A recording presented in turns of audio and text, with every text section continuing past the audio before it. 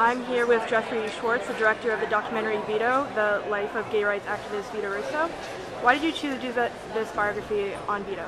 Vito Russo is probably best known as the author of The Celluloid Closet, and that was a book that came out in 1981. It was the first book to talk about how gay and lesbian people were portrayed in Hollywood movies.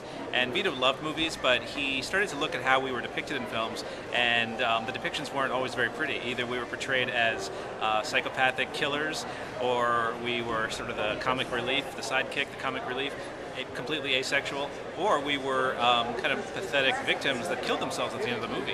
So he went through the whole history of movies, uncovered things that we thought we knew, but were sort of underneath the surface. Anyway, Vito was somebody who I was really inspired by. After I read that book, I found out more about his life as an activist.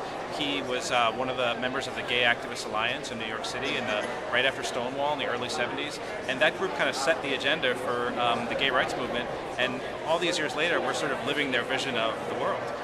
And later he went on to become a pretty vociferous AIDS activist during the epidemic. He was one of the founding members of ACT UP. So these are all really incredible moments in the history of our community. And I started to realize not a lot of people knew who Vito was. So in telling Vito's story, it would not only restore him to the pantheon of gay and lesbian heroes, but it would also tell the story of the gay and lesbian movement from Stonewall through ACT UP through his eyes.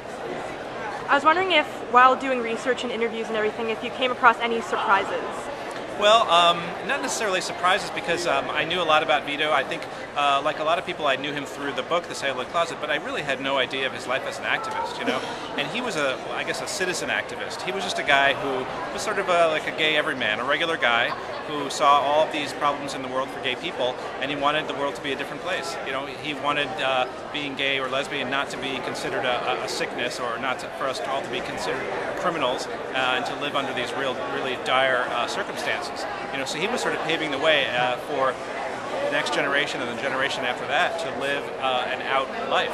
And he knew that the work that he was doing as an activist wouldn't pay off during his lifetime. But here we are in 2012, and we're sort of living a vision of the world that he would be probably thrilled with.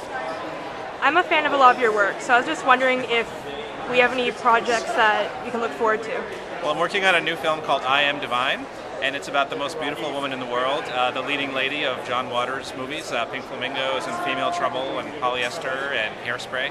And we finished our filming and we're fundraising now, so if anyone's interested in that, if they're fans of Divine or they just want to learn more about Divine's life, you can go on www.divinemovie.com and find out all about I Am Divine and how you can help. All right, thank you very much. My pleasure.